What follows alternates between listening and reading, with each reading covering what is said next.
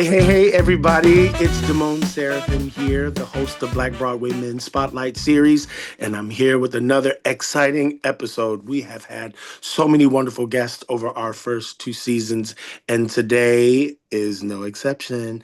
I am so excited to share space today with someone who I've watched since I was a child, y'all. We'll talk about that in a minute. But it is the incomparable, the one and the only, the voice is what I call him, Darius DeHaas.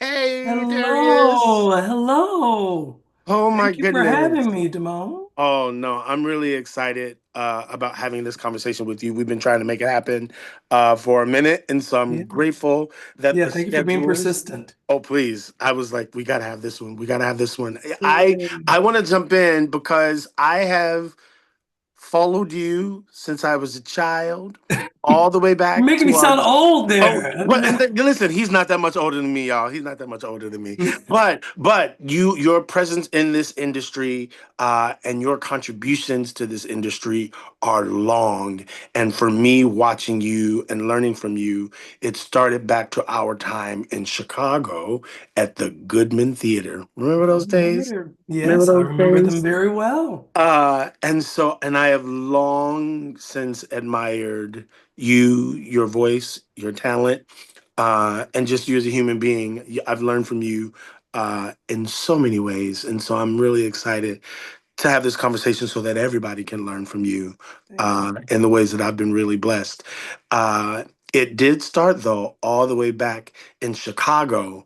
And I want to give you an opportunity to talk to us about growing up, because your life is quite fantastic.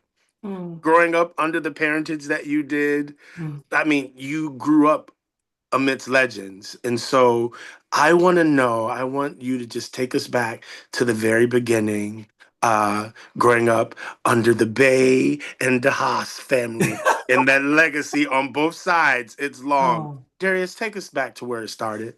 oh, gosh. Well, thank you for that. And I would not be who I am today. I would not have the career or the life that I have had it not been for my family, for my parents, for my uncle, for my aunt. I was extremely fortunate. I worked hard, but it was wonderful to have that exposure to all of that artistic, I'll just say it, artistic excellence Yeah. and pride in your work and in celebrating in the your culture in the time that I grew up. I'll say it. I was born in 1968, Mhm. and my parents moved to Chicago on April 4th, 1968. And for anyone Wow. who's a student of history, that was the day that Martin Luther King was Yeah. assassinated. Yeah. And so I was in my mother's belly when she was, having to drive on her own because my father had to come in separately. Mhm. Um, and so she and Aisha, my sister Aisha, they came in earlier, and it was amidst a whole, tornado of grief and sorrow and change and awakening Yeah. so in growing up in the 70s and 80s, I was exposed to what what we know as the Black Arts Movement and Yes. all the great material that came out of that. My mother, who sang with my aunt Salome Bay, and Mhm. my uncle Mhm. Andy Bay as a trio called Andy and the Bay Sisters, late 50s and 60s. They had the great fortune of being able to tour in a very interesting time in civil rights. You know, touring the circuits and being on the circuits with people like Moms Mabley and Mhm. Sister Rosetta Tharpe and Sam Cooke, even, Mhm. and Cab Calloway, and then my mother met my father. My father was a jazz bassist, who had played with some of the greats in jazz. He came over here, because he was born in, of all places, Bandung, Java, Indonesia, Yes. to Yes. a Dutch. Can Go, we just no, because I want people, I want to honor your mom and I want to honor your dad. Can sure. you say their names? Oh, sure. I'm so sorry. Yes, my mother's name is Geraldine de Haas, Yes. formerly Geraldine Weidman Mm-hmm. Bay. Some Mm-hmm. people know her as one of the Bay sisters, BG. Yep. But in Chicago, she's probably more known as Geraldine de Haas, who was the Mhm. founder of the Jazz Festival, Yes. the Jazz The Jazz Festival. Festival. That's why I want you to say it, You Darius. know, That's why I want you to so let's say let's it. get that straight. Come on now. The Chicago Jazz Festival, which started as the tribute to Duke Ellington Yes. back in 1974, ran from Yes. 74 to 78 before it became officially the Chicago Jazz Festival. Mm-hmm. She Mm-hmm. founded that. That's right. And That's then right. we created the Jazz Festival on the South Side of Chicago, on South Shore, where I was raised, born and Mm-hmm. raised. Mm-hmm. Started as Jazz Comes Home, then it became Jazz Unites, Unites. Yep. and it became a yearly thing up until, we moved her to New Jersey, back to her hometown, home state of New Jersey, where she's from. Yeah. She's from Yeah. New Jersey. Yeah. And my father's Eddie DeHaas, Edgar Mm-hmm. DeHaas. He was a Mm-hmm. jazz bassist and Fierce. yes, the quintessential sideman. Yes. Quintessential sideman and played with such greats as Chet Baker and Zoot Sims and Blossom Dearie and Miles Davis. He was Peter Paul and Mary's bassist for a time. Yes. He's Yes. on a couple of their recordings. All the greats. Ray Brown, the great jazz bassist Ray Brown, and he were great, great friends. Yes. Um, and Let me sure. just say for people, so this is significant again for me growing up in Chicago. One of my first vocal teachers was Mr. Theophilus Reed. Mhm. Uh, and Theophilus made sure I knew about this lineage. He made sure like it was required listening for us growing up in terms of vocal ability, in terms of history, because yes, moms did found the Jazz Fest, Yeah, and we have to honor her for that contribution. Uh, yeah. and we also had to listen to Peter, Paul, and Mary because Daddy DeHaas was playing on there, and because of how he played with Miles. So I'm I'm growing up meeting you, having before even knowing you, knowing who your parents were Uh, and the significant contributions they made, sure. not just to the city of Chicago, though they were huge, but around this world, around the world. Your Mhm. lineage is long and significant. And so I'm just telling you, my celebration of you comes because I knew about your family even as I was getting to know you growing up Well, in thank you. Chicago. It's Thank you. huge. It's Yeah, huge. well, I have to say I owe a great debt to Chicago and that community because uh even in the 70s and jazz in America, jazz in this country has always had such a hard road to hoe. It does not get the appreciation that it should get. It is America's original art form. Yes. And it does not get the kudos that other genres of music get. And in that time, it was very, very hard. I mean, I just remember my father really having to scrimp and really strategize as to how he would, because that is what he did. He didn't have a side hustle.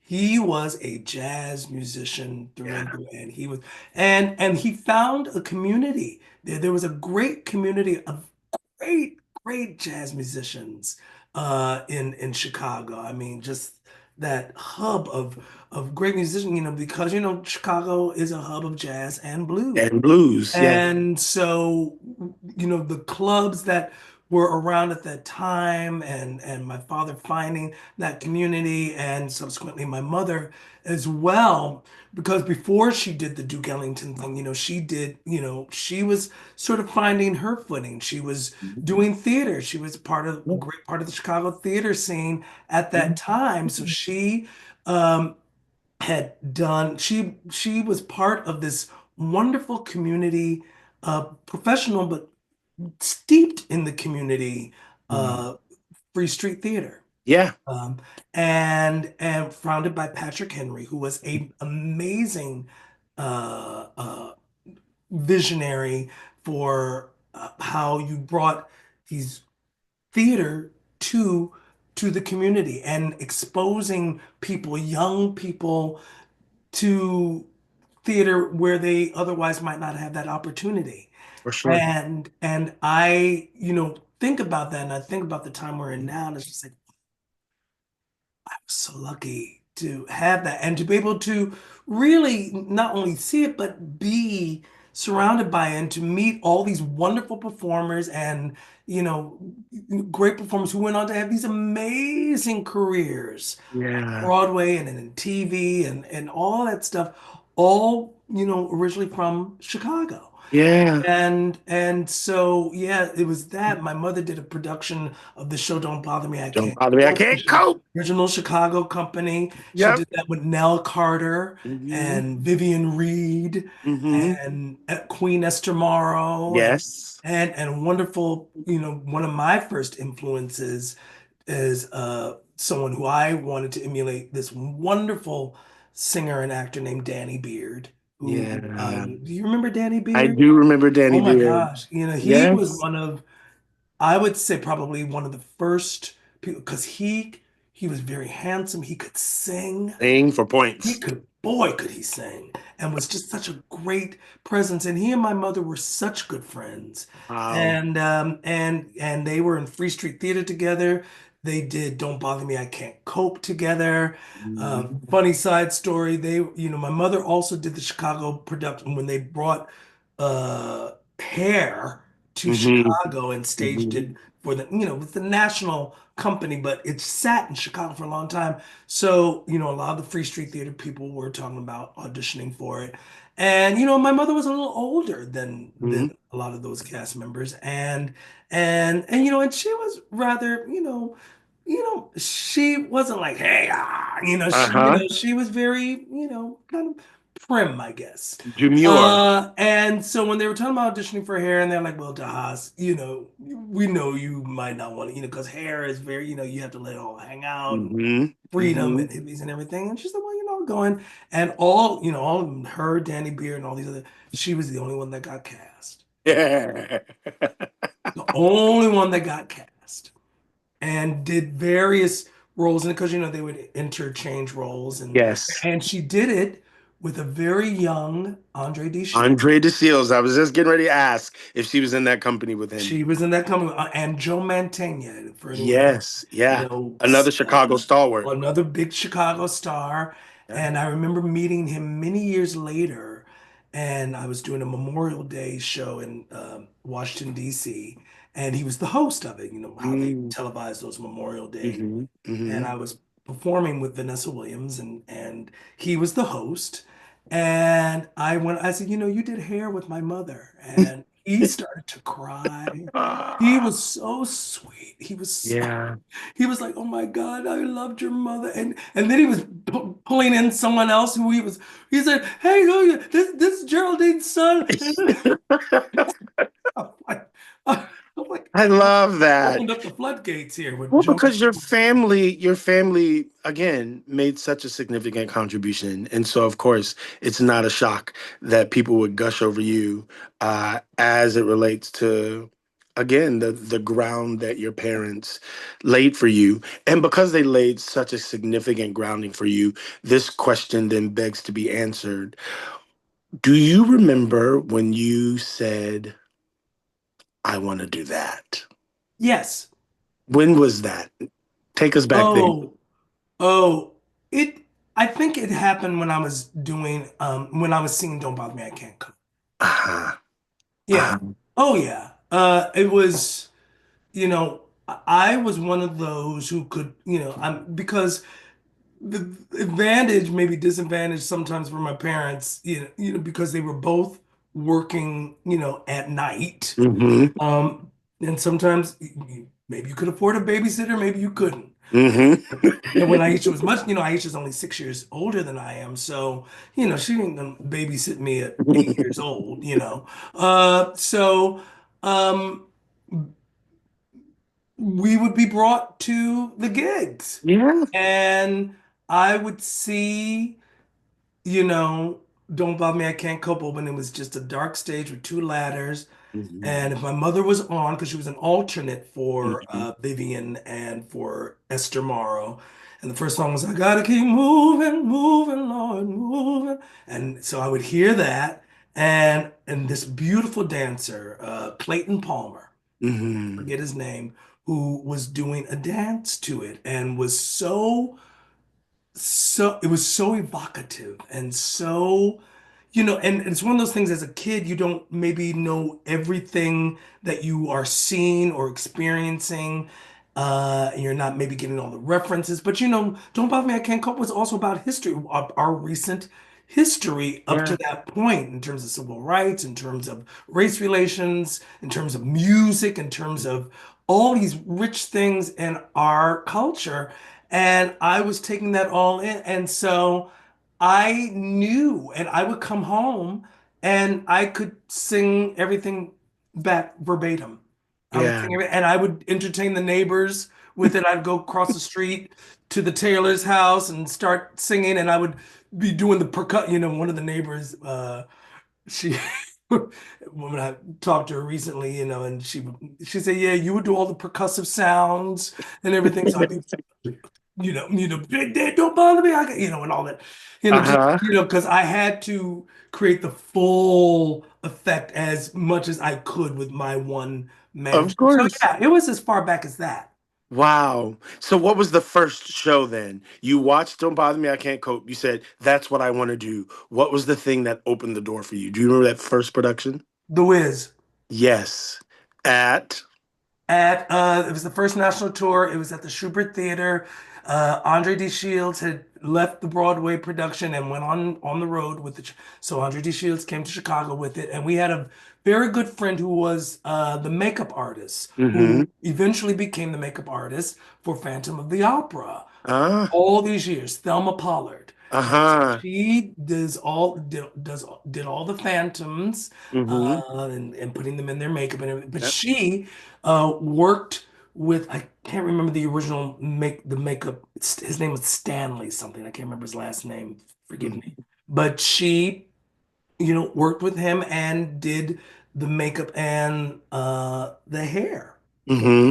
for The Wiz. And Mm-hmm. so she was a very good friend of our family, particularly of my Aunt Salome, who Mm-hmm. was in the original company of Your Arm's Too Short to Box with God. Mm-hmm. And so there was a really nice family connection there. And so when The Wiz came to Chicago and hooked up with Thelma, I went to see the show like 3 times, Mm-hmm. that first national company. And I was, as pretty much almost any young black, or not even young, but any black person, or I think any person, I don't want to even just limit it to us as black people, but because I think it had a particular resonance, The Wiz experientially was so important on so many levels. And it wasn't only just about its theatrical excellence, but what it meant to us in our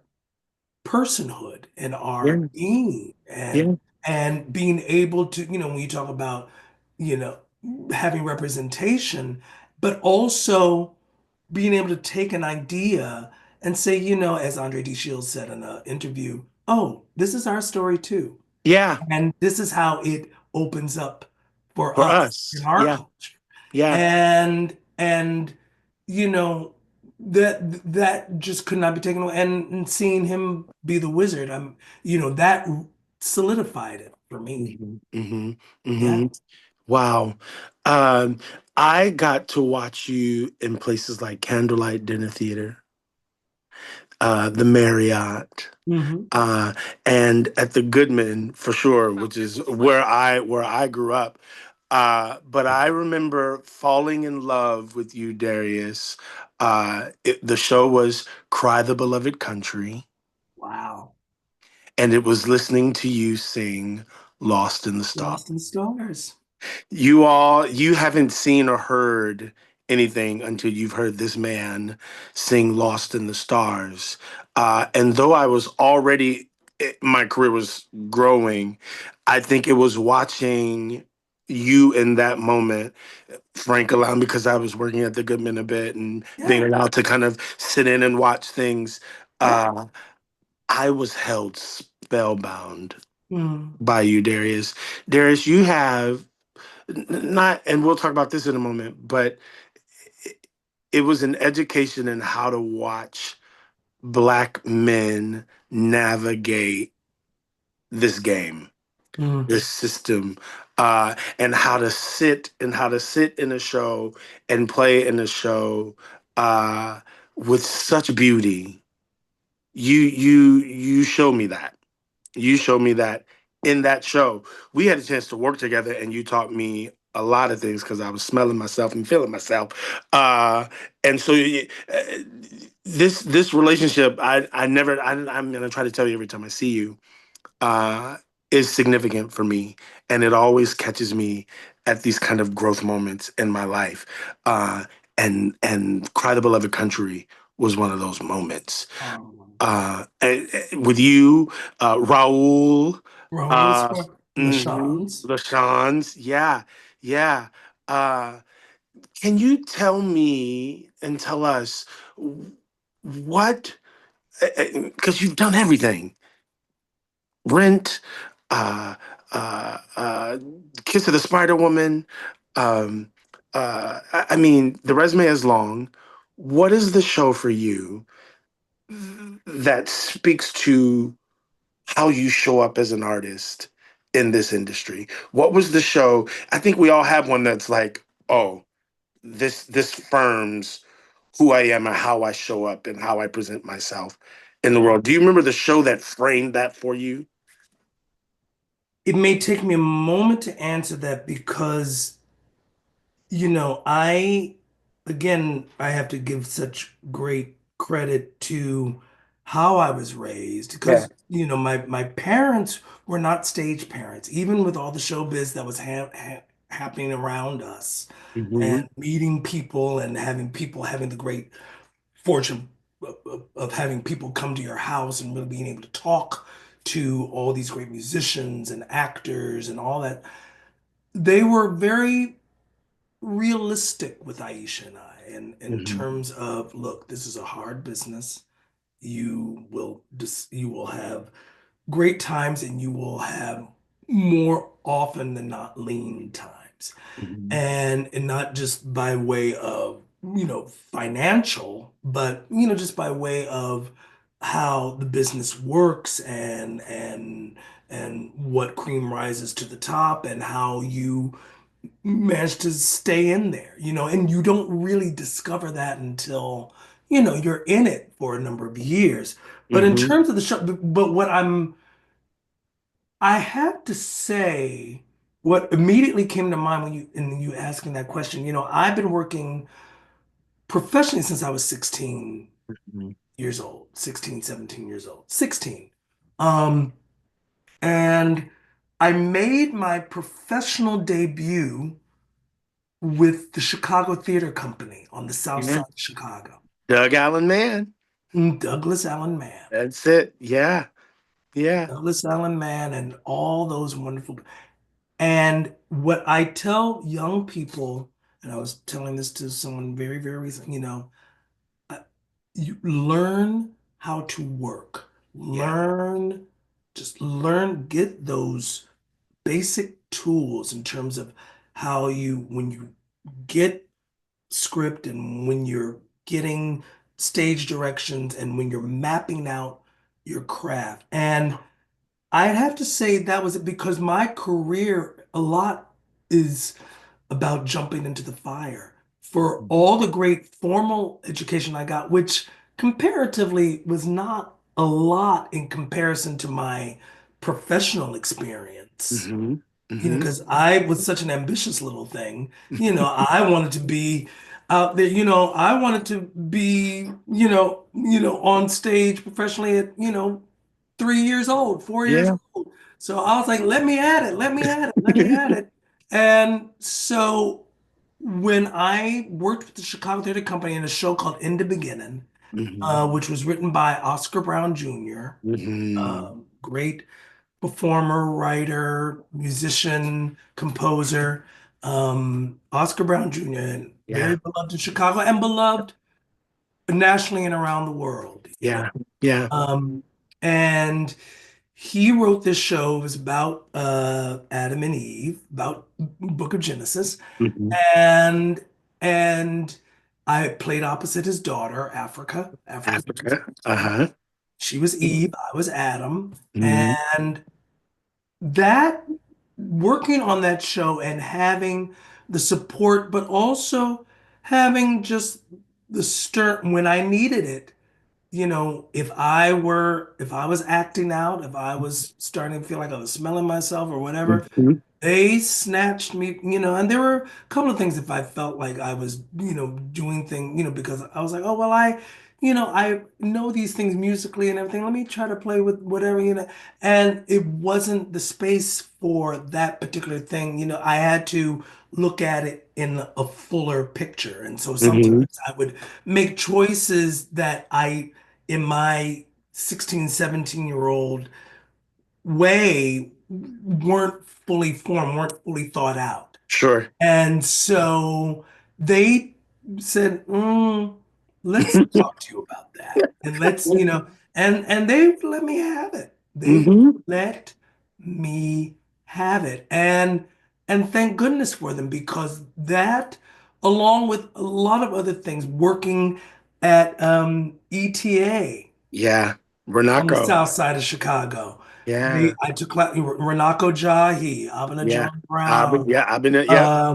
Tommy Gomez, who was with the Hmm. Catherine Dunham Dance Company, who was my first dance teacher there. And then I think maybe retired and then was taken over by Bobby Andrews, my Yes. dancer Bobby Andrews. Yes. And they that gave me great discipline and gave me great tools in terms of learning how to work. So I would say it was that. It was that. And then there were shows that, came along where it's like, oh, here's the lesson you have to learn. Here's Hmm. this an, another show way down the line Hmm. that really made me have to go, okay, you really need to get a big handle on your craft here. It's like, here you have to, was Rent, Yeah. because I covered six people. Yes, you did. And I would You say never to saw that same anybody, cast twice either. You covered it at a time, man. and it wasn't unusual for me to go on for three or four different people in 1 week Yeah. for whatever reason. If Hmm. Gilles was out, the guy who played the squeaky, Hmm. I mean, or Hmm. no, if Gilles had to go on for Anthony for whatever, and then I would have to go on for Gilles, or then if Byron, who played the homeless man, had to go on for Jesse, then I was on for Byron, Hmm. um, or as it happened when I finally was able to take a vacation. And the day I got back, they said, you're on for Wilson Germain Heredia. And I thought they were never going to put me on for that part. I said, they don't want to put me on for that. They don't want to put me. They Put said, you on. you're on. And I was like, okay. And I was like, did I practice jumping on that table enough? In those high heels? Hmm. Oh my God. It's like, so please don't wipe out. Don't wipe out.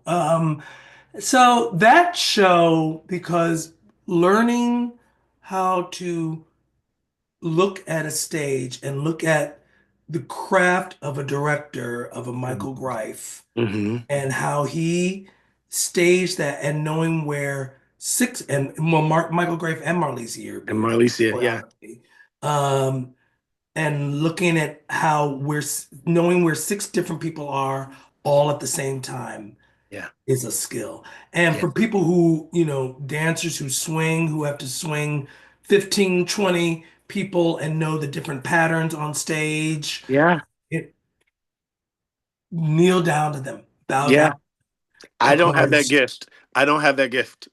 I don't have that gift. It I'm always in is, awe.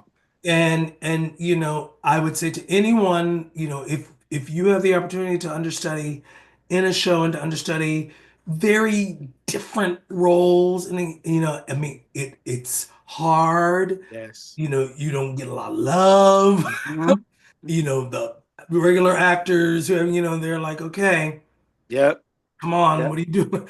Yep. I think the tide has turned a little bit during the pandemic, when when people were dropping left and right, and understudies, We're covers, saving the standbys had day. to go on, Yeah. like Yeah. so they're like, give us our respect, Yeah. we're saving your show. Yeah. Yeah. Yeah. So yeah, Rent That's was a big one. that's wild. You've kind of watched the ebbs and the flows in this industry, Darius, and you've navigated in such a beautiful way. You not only perform on stage, and again, it's such notable shows, Shuffle Along, famously Children of Eden.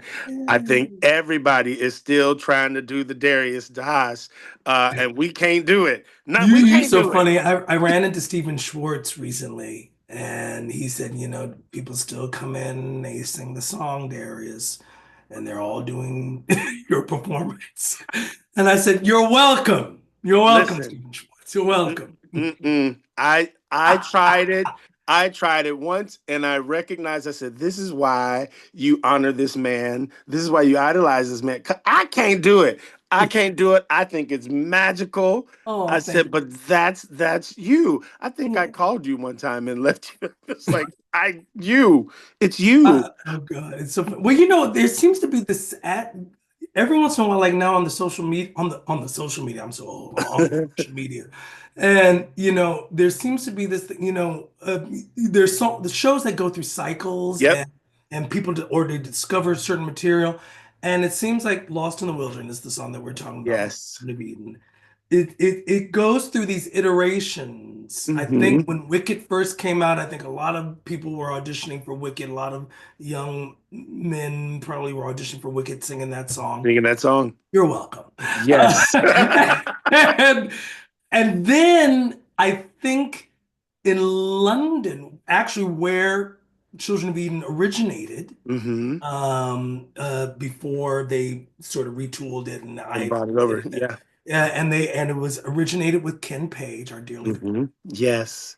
Yes. Um, but I see these videos of these young English men Hmm. singing "Lost in the Wilderness," and it's so, and I'm always tagged, and I'm just like, oh my God, it's like, what's this It cycle? is. It And is. they It and is. they are doing it. They are letting us have it. But you put the stamp, Darius. You put the stamp.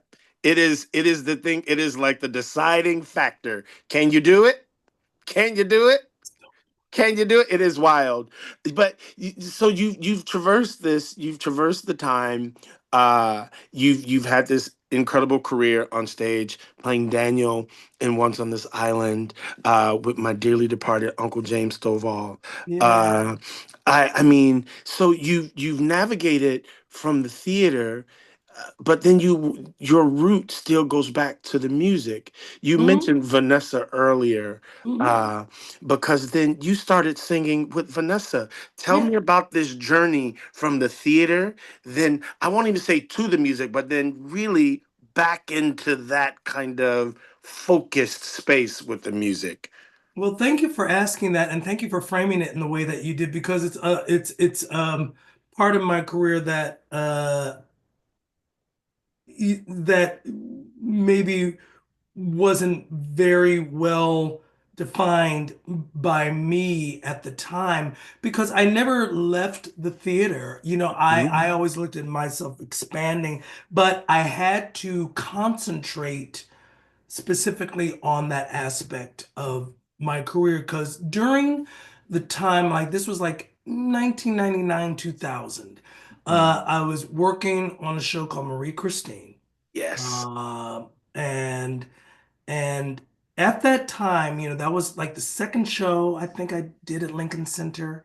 Um, And I was just feeling this tug to want to do concerts. And I asked this young lady who happened to be playing the lead in Marie Christine, this young lady, Audra McDonald, who, No, that young lady. she's Yeah. done, a She's few, done a few things. she's doing a few things. Uh-huh. What a career And she's she had. gave me some really great advice. She gave me, she said, Darius, concentrate on one when you're doing, concentrate on one person. And at that time, she was doing concert, but still does concerts. Um, but at that time, she was doing Kurt Weill's The Seven Deadly Sins. And so she gave me that as an example. I was like, oh, okay. So I said, well, who is someone who I could really resonate with and all that? And long story hopefully not too long, short, I came up with Billy Strayhorn. And Yes. so I started concentrating on the music of Billy Strayhorn. My uncle Andy, great singer, jazz artist, and Mhm. had done a lot of Strayhorn in his work. I had always been exposed to Strayhorn as far as when I was a little boy, when my mother was doing the tributes to Duke Ellington in the park before it became the Mhm. jazz festival. I Mhm. was hearing a lot of Strayhorn, not even knowing that I was hearing Strayhorn. Yeah. So I had a really great foundation to work from.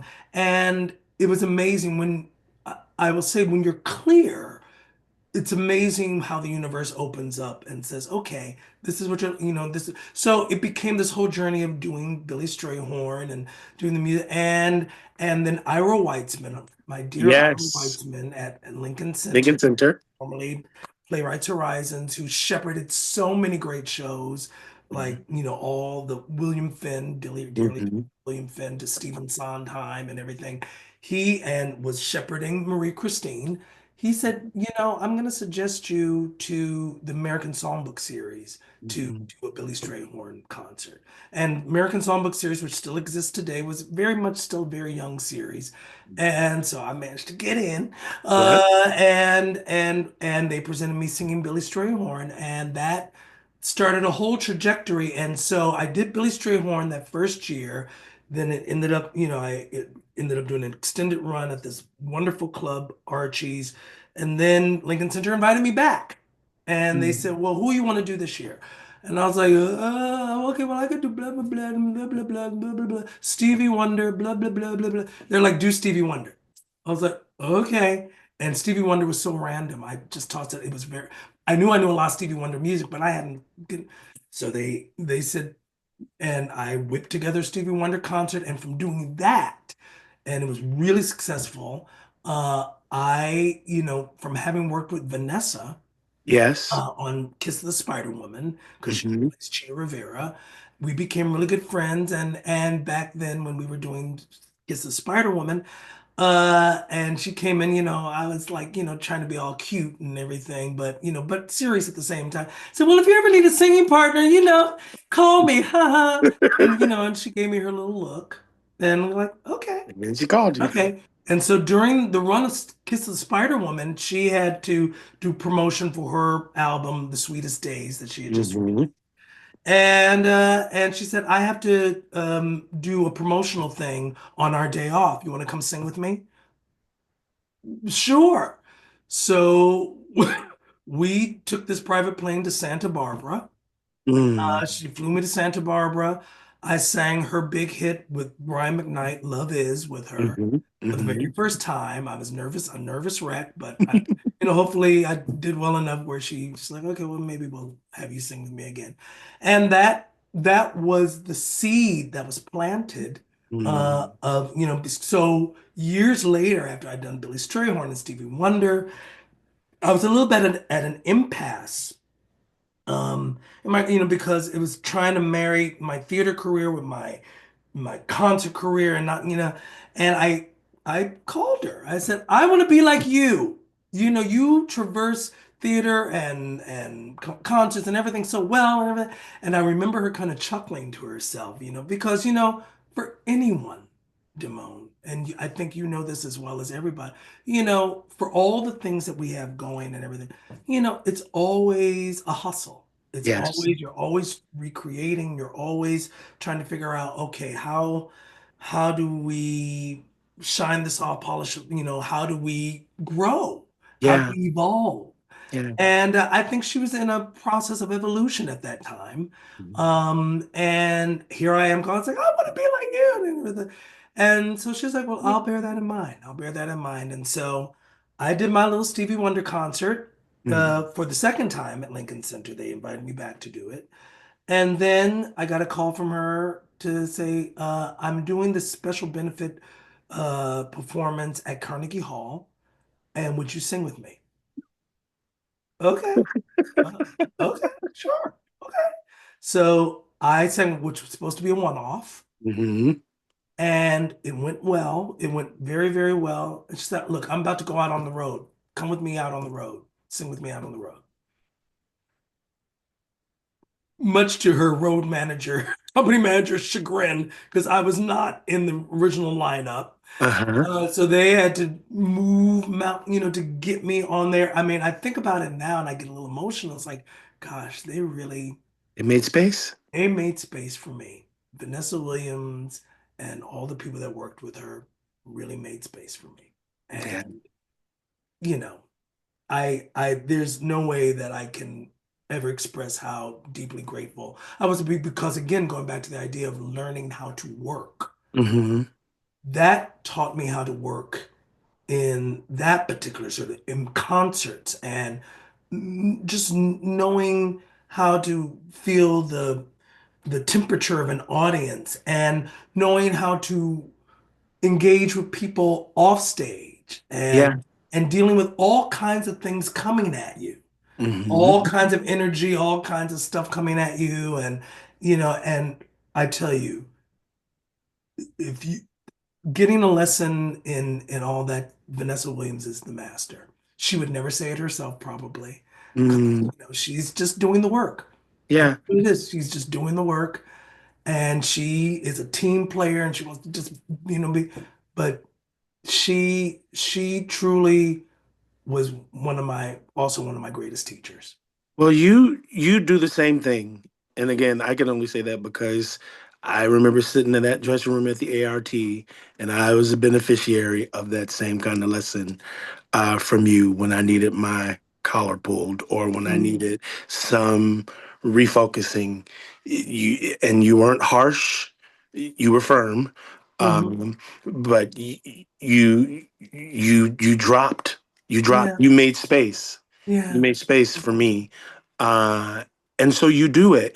And so you've done it in the theater, you've done it in this kind of musical space, and now I want to talk about two things. Sure. There's uh, the pandemic kind of awakened a Hmm. lot in us. Uh, we all kind of had to dig deep and look inward to figure out how we were going to walk this thing Yeah. out in a new, better, safer, more inclusive way. Hmm. And you were part of the founding of BTU. Yes. Uh, which really gave focus to your advocacy work and to you making space, being Hmm. part of an engine that makes space for others. Um, can you tell me how that was born for you? Well, not even so much Sure. how it was born, but really the thing that said for you, this is the way. Well, it's again a combination of the universe conspiring because years before BTU was born, I had always had to myself, and it wasn't in any kind of major way, but I've always been drawn to wanting to be able to help young Black people know that they are as worthy, Mhm. as beautiful, as able, as smart, as savvy as anyone else out here. Yeah. And just because of the way our American history has been and all the mountains we've had to climb in order to get some sense of equanimity. Mhm. Um, we lose sight of that. And I don't know, it was somewhere maybe around the time of Children of Eden and knowing that I had had that great role, those two great roles, because it was Cain and Japheth Jake. Hmm. in the second act. And I, at one point, sort of just said to myself, "Gosh, this is really amazing," because it was a beautiful production. It was it was a very equal. It was talk about DEI and talk about it was beautiful. Yeah. And I didn't even think about that until I did. And I was like, well, I hope that other young black boys, young black women can see this and see what the possibility is of it. That's why I did Strayhorn. Um, well, let me clarify that. I did Stray because I needed someone that I could identify, black, gay, man who had all this stuff, all this passion in his heart. I mean, he was brilliant and a genius and everything. I don't consider myself that, but just the heart and the just what he was trying to put out into the world, and at a time where you just didn't see that on that level.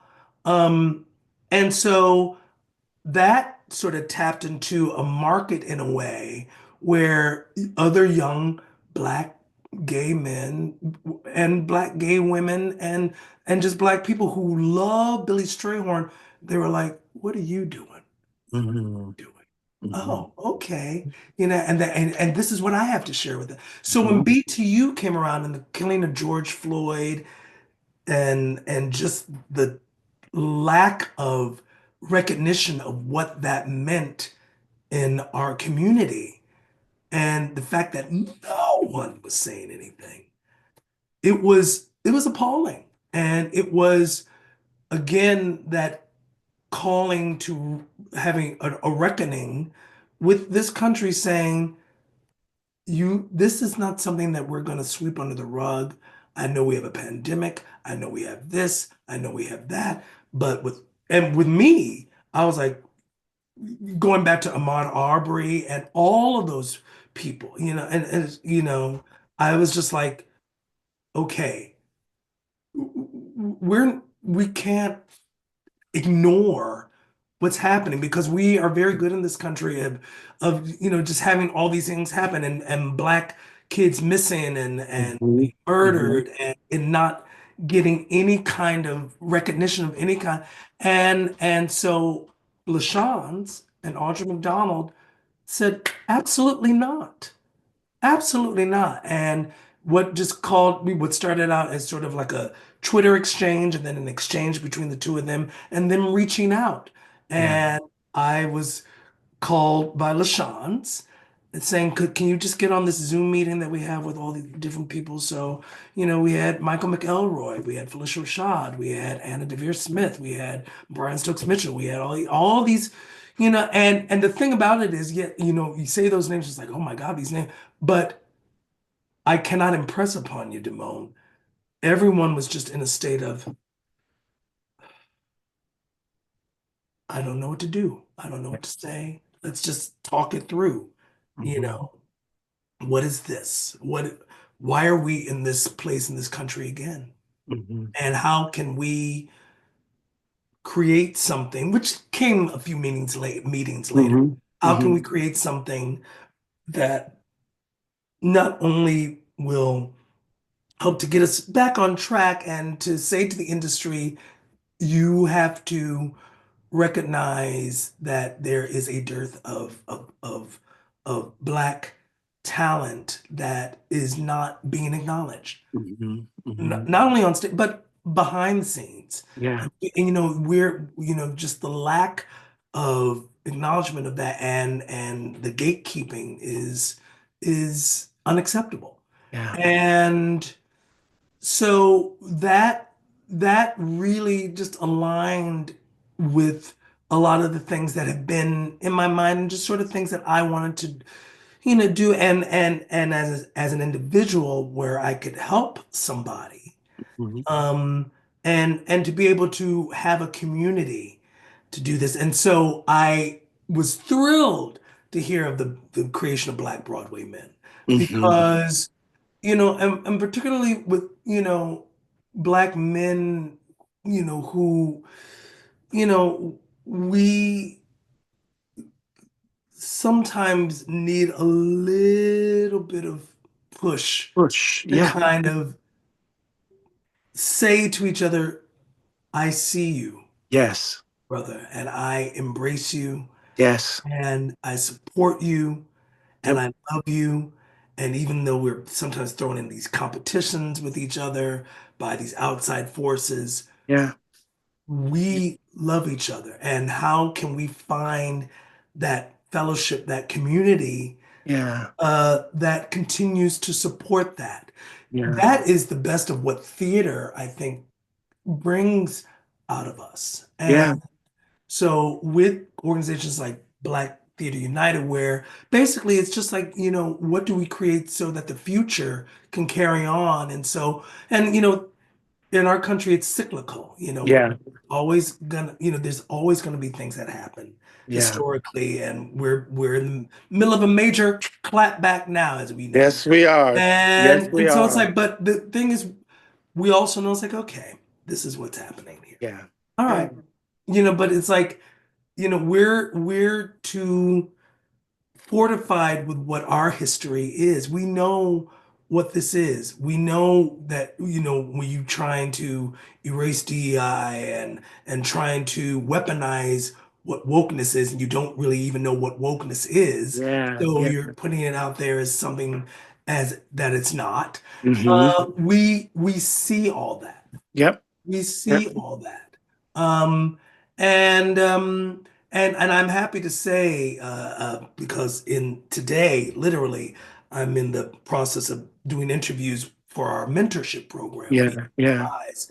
And the young people that I'm interviewing, oh my God, Timon, they are so smart. Yeah. They are so, they know, they see what's out here in the world, and they have and know how to use the tools Yes. in which to say, all right, this is how we can move forward Hmm.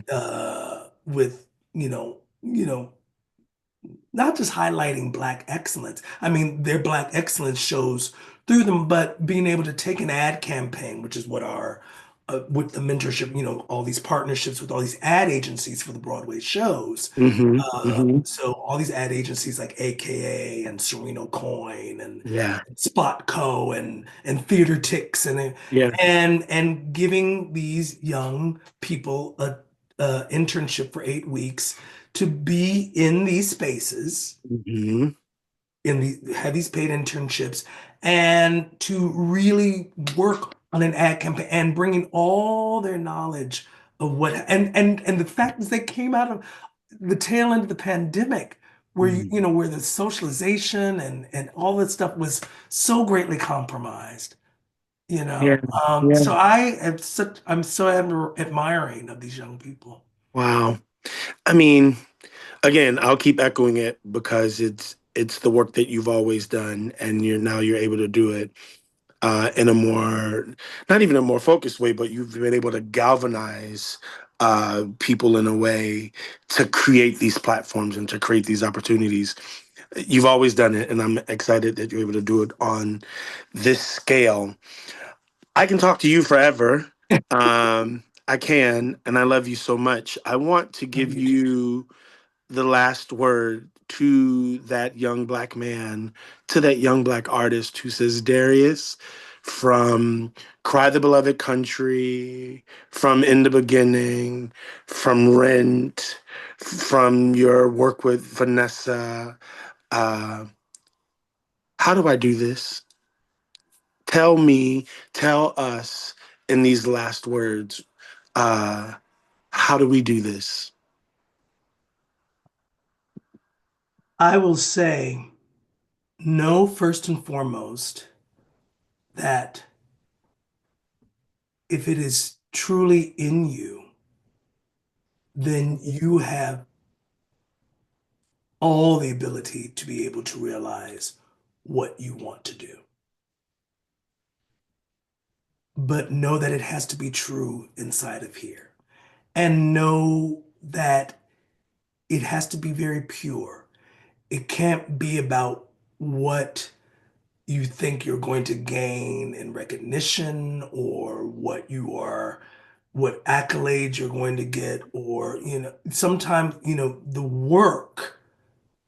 the work truly is the reward. Hmm.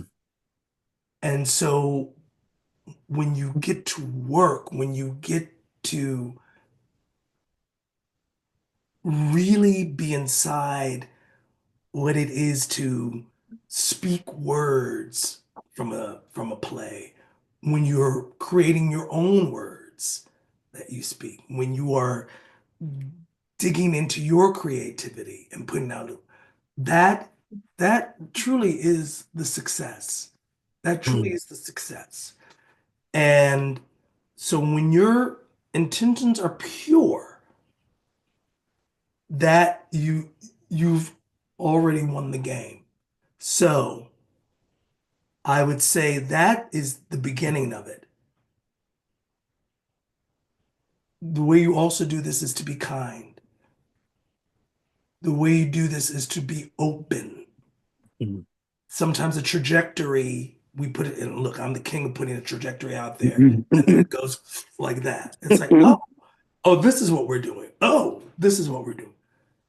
And to not block the blessing of that. Yeah, Um, and just knowing that it comes when it comes. yeah, It comes when it comes. I had someone come up to me saying, "Look, you can have everything. I I see you. I see you. You can have everything you want. You're gonna have to be patient." yeah, And just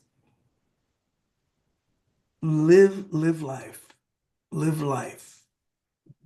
Have, create friendships, create real bond, create real support, hmm, and that's unconditional.